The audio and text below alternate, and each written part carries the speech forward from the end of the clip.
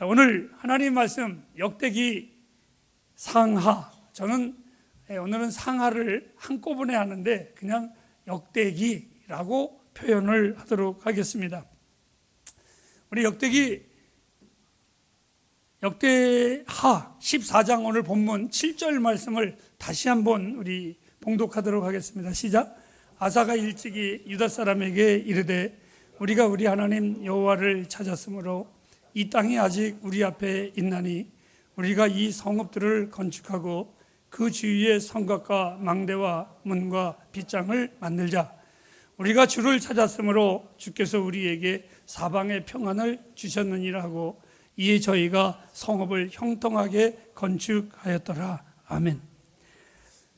역대기는 많은 사람의 이름이 나오는데 어디부터 나오느냐 하면 아담으로부터 계속해서 이름이 나옵니다. 마치 점으로 시작해서 그 점이 합쳐져서 선이 되는 것처럼 이끌어지다가 끝내는 거대한 족보책으로 이 역대기가 마치게 됩니다. 왜 이렇게 성경에 많은 인맥을 서술하게 되었을까? 한번 생각을 해봅니다. 우리가 이 역대기는 사무엘 상하, 열왕기 상하를 통해서 우리가 지금까지 살펴보았습니다. 그런데 이 역대기에는 그 위에 있는 왕족들의 책 속에 빠진 부분이 간혹 있습니다. 어떤 거는 그냥 지나갔는데 역대기에는 그를 상세하게 그 이유를 서술해 놓기도 했습니다. 즉 생략된 부분을 기록한 책이 바로 이 역대기입니다. 이 역대기의 기록자는 누구냐 하면 바로 유명한 선지자요, 제사장이요, 학자인 바로 에스라가 이 역대기의 저자이기도 합니다. 아마 이 에스라가 성격이 바로 그런 거겠죠. 아마 우리가 그런 말 하잖아요. 우리 O형들은 좀 덜렁덜렁한 데가 있고 B형도 역시 좀 덜렁덜렁한 데가 있습니다. 근데 A형들은 아주 세심합니다. 아마 이 에스라가 그래서 A형인 것 같습니다. 네, 아닌가? 네. 이 에스라가 학자이기 때문에 다른 책에서 빠진 부분들을 아주 세심하게 그 부분을 기록했습니다. 이 책이 기록된 데는 언제냐면 바로 이스라엘이 남과 북이 다 아수르, 또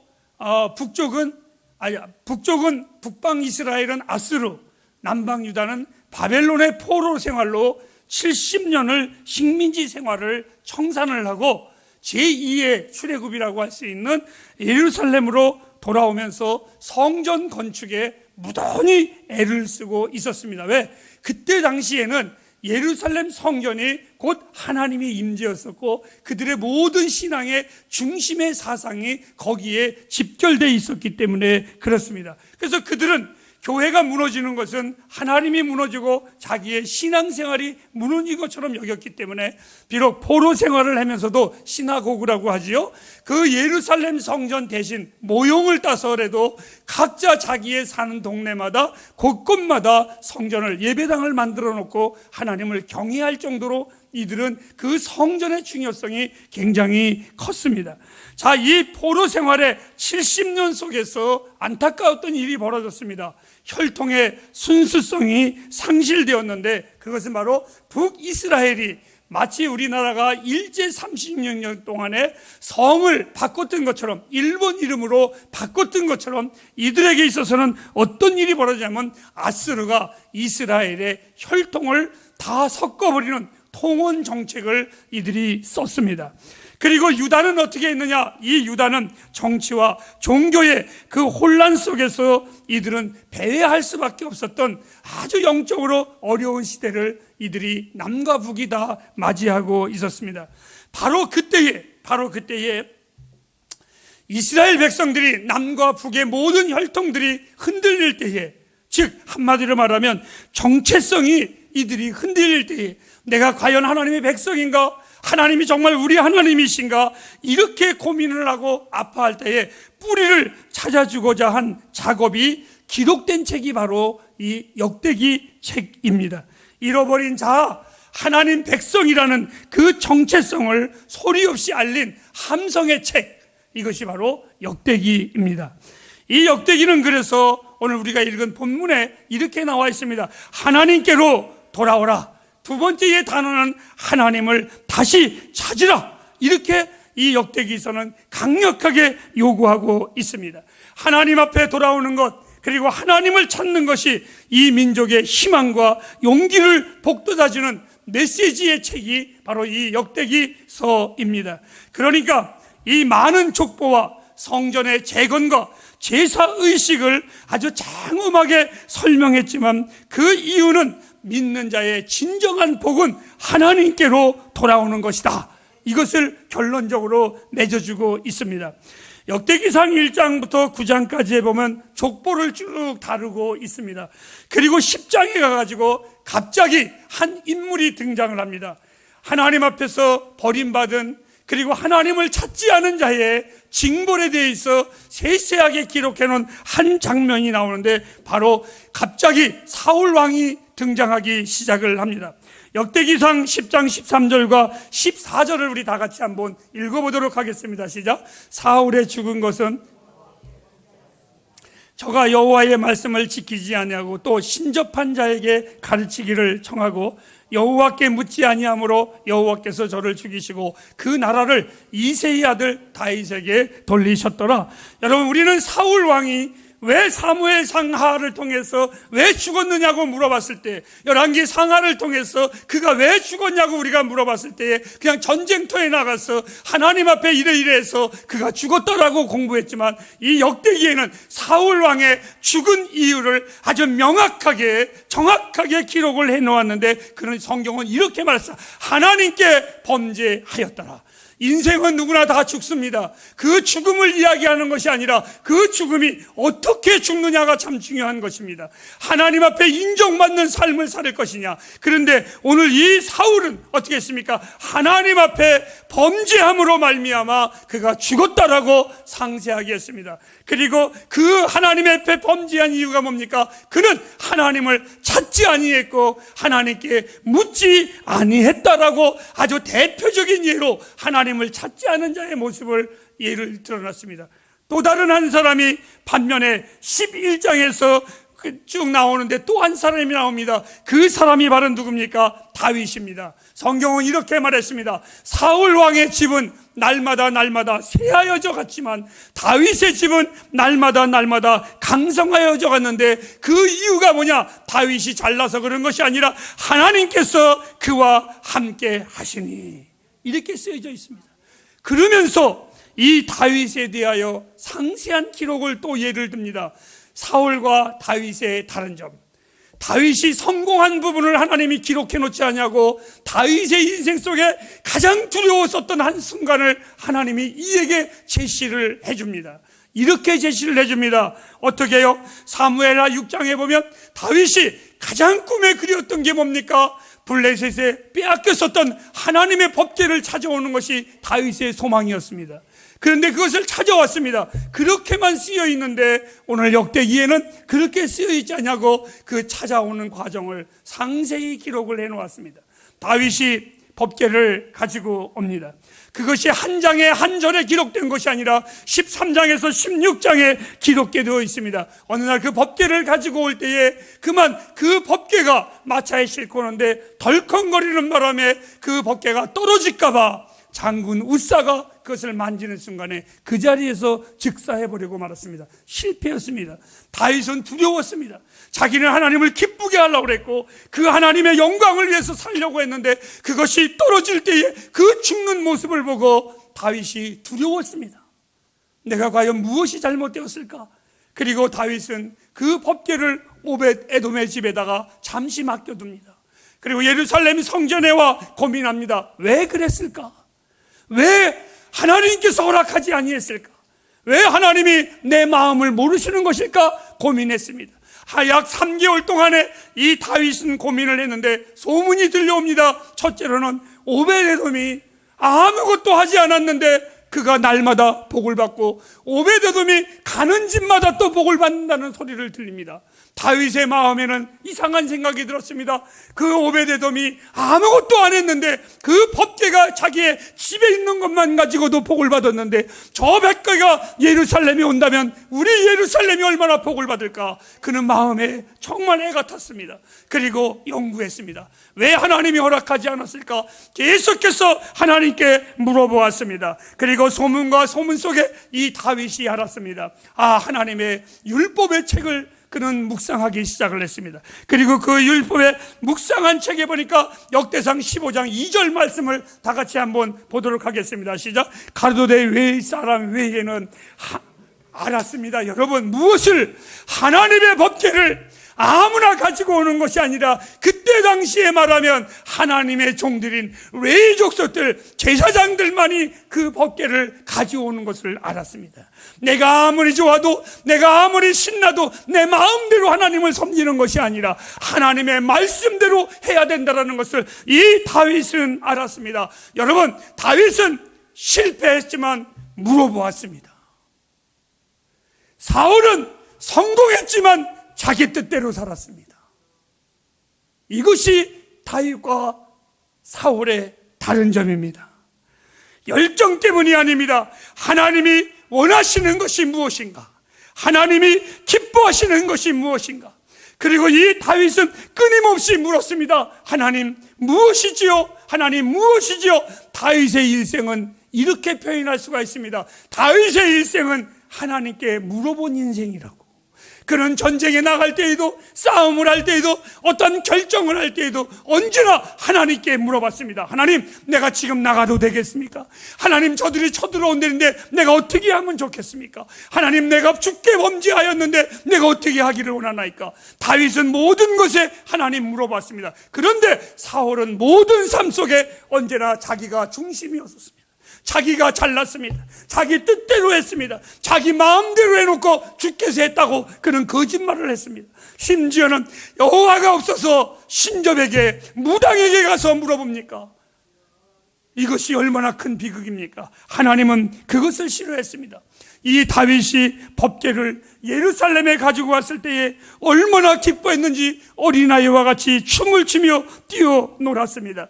오늘 이 역대상 16장에 보면 이렇게 말했습니다. 온 땅이여 여호와께 노래하며 그 구원을 날마다 선포하라. 영광과 권능이 오직 여호와께 돌릴지어다.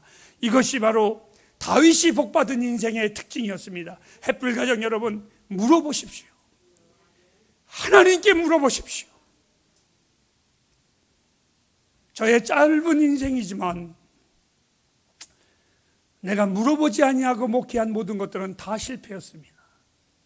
그런데 아무것도 아닌 것 같아도 하나님께 물어본 것은, 신실하신 하나님은 나를 한 번도 실망시키지 않으셨습니다. 이제 나는 압니다. 이제는 내 인생에 또다시 그러한 실패를 거듭하지 않기 위하여 묻습니다. 하나님, 수많은 유혹이 내 앞에 있었습니다. 더 좋은 자리, 인간적으로 더 배부른 자리 내 앞에 있었지만 하나님께 늘 물어봤습니다. 그때마다 하나님은 이렇게 말합니다. 그가 너를 보는 눈과 내가 너를 보는 눈은 다르니라. 저는 그래서 감사하면서 있었습니다. 그런데 훗날 뒤돌아보면 나를 가볍게 평가하신 것 같은 기분이 나쁠 때도 있었지만, 훗날 뒤돌아보니까 그때의 하나님의 결정이 너무나 옳았습니다. 맞았습니다. 햇불 가정 여러분, 물어보십시오. 하나님께 늘 물어보십시오.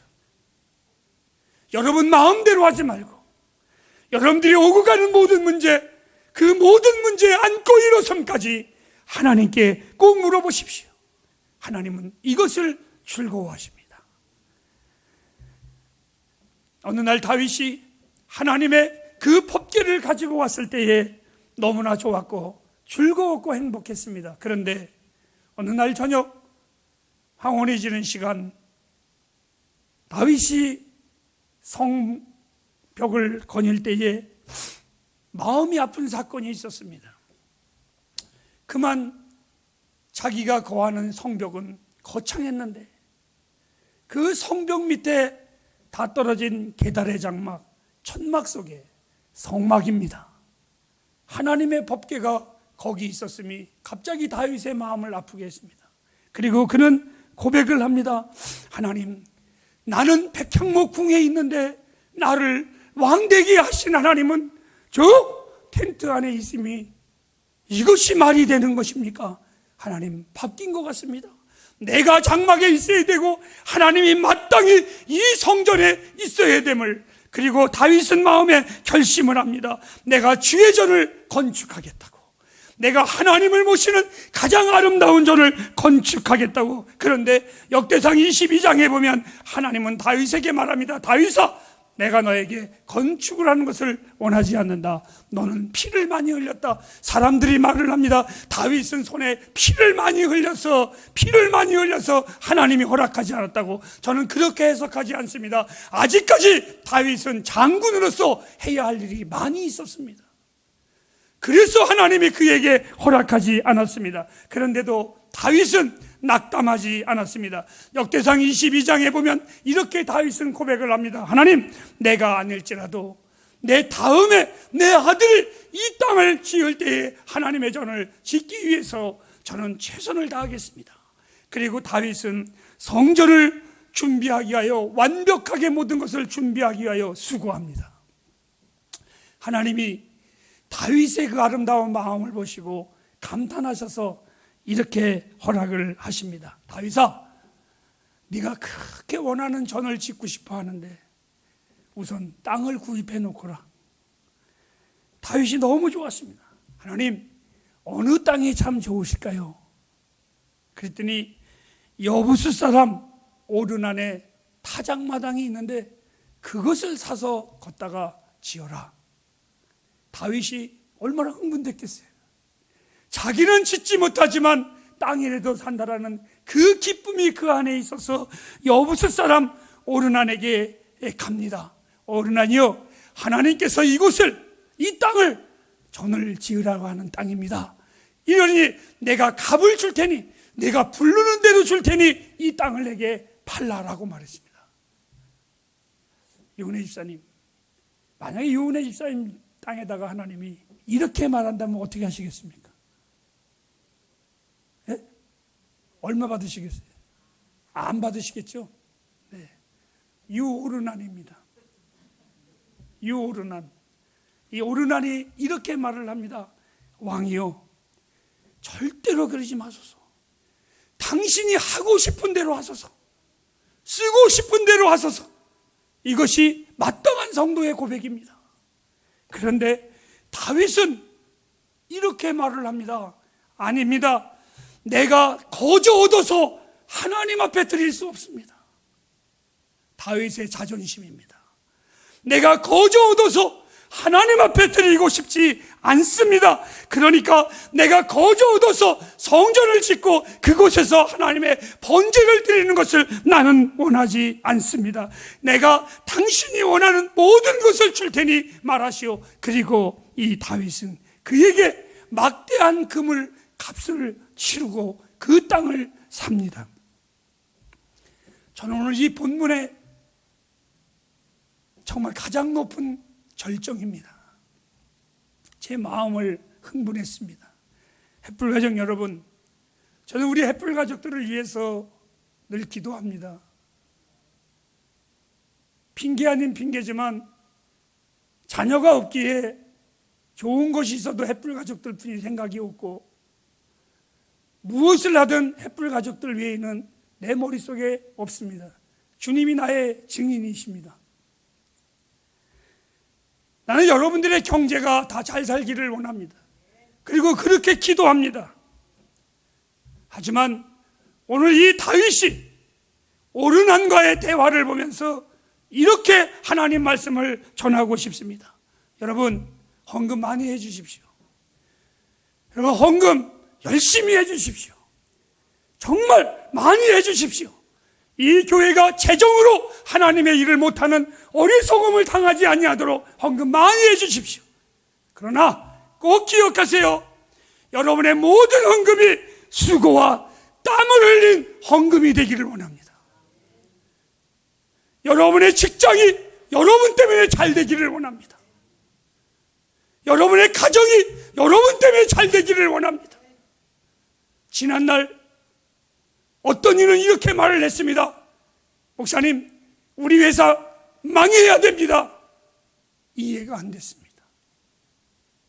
그리스도인이 어떻게 저렇게 말할 수 있는가? 여러분들 회사에서, 여러분들이 속해 있는 직장에서 대충 살면서 대충 일하면서 월급 받으려고 하지 마십시오. 그것은 상에서 떨어지는 부스레기를 먹는 겁니다. 그리스도인들은 당당하게 일하십시오. 열심히 일하십시오. 그 수고한 것으로 하나님 앞에 바치십시오. 하나님은 그것을 원하십니다. 하나님은 그것을 기뻐하십니다. 건축도 정치적으로 모든 것을 잘할 수 있도록 그 아들 솔로몬에게 다 물려주고 끝내는 그가 죽은 후에 왕위까지 그에게 물려줍니다. 저 역시 이 다윗의 모습을 보면서 작지만 우리 햇불교회가 우리의 후손들이, 그리고 우리의 성도님들이 마음껏 예수 믿고 마음껏 주를 섬기는 그러한 교회로 물려주기를 저는 원하고 있습니다. 바로 아들 솔로몬이 예루살렘 성전을 짓습니다. 그 성전이 바로 유명한 솔로몬 성전입니다. 그리고 이 성전은 예루살렘의 모든 신앙의 집합체였었습니다.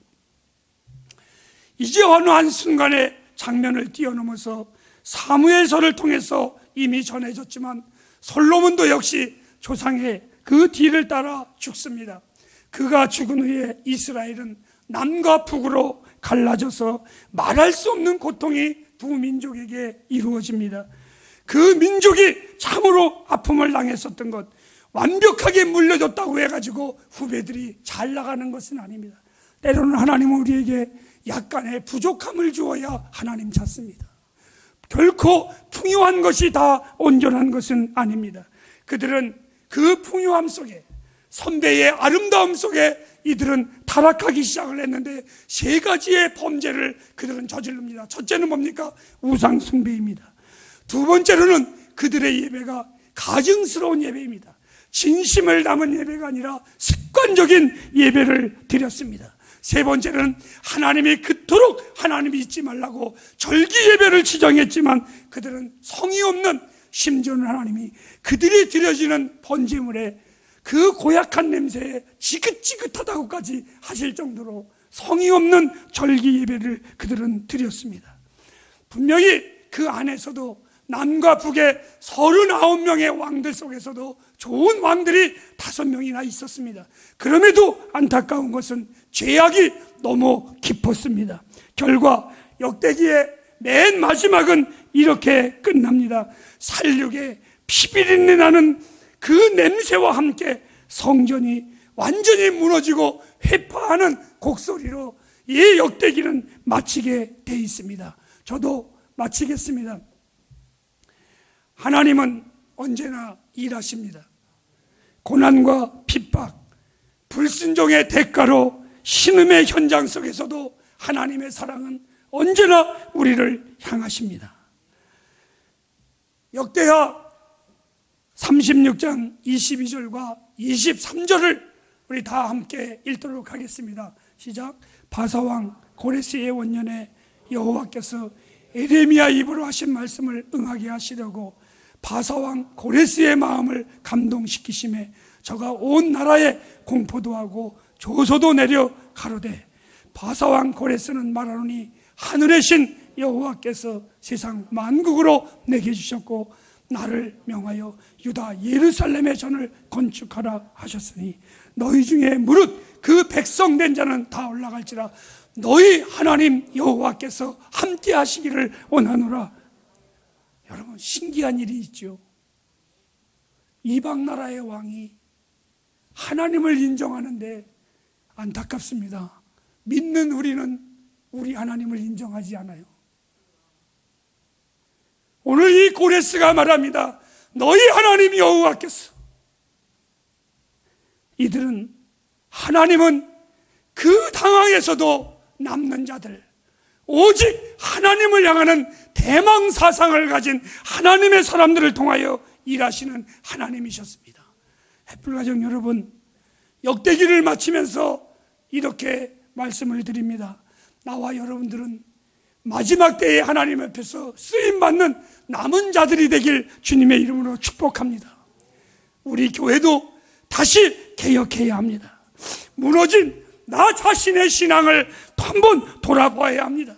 그리고 진실한 신앙으로 다시 하나님 앞에 나아가야 합니다. 다시 하나님을 찾아야 합니다. 그런 사람을 통하여 하나님은 일을 하십니다. 햇불가정 여러분, 우리는 날마다 하나님을 찾으시기 바랍니다. 그리고 날마다 하나님을 부르짖으시길 바랍니다. 그 하나님 앞에 나아가는 나와 여러분들, 내 신앙이 날마다 개혁되어져 가는 복 있는 주의 사람들이 되길 부탁을 드립니다. 기도하겠습니다.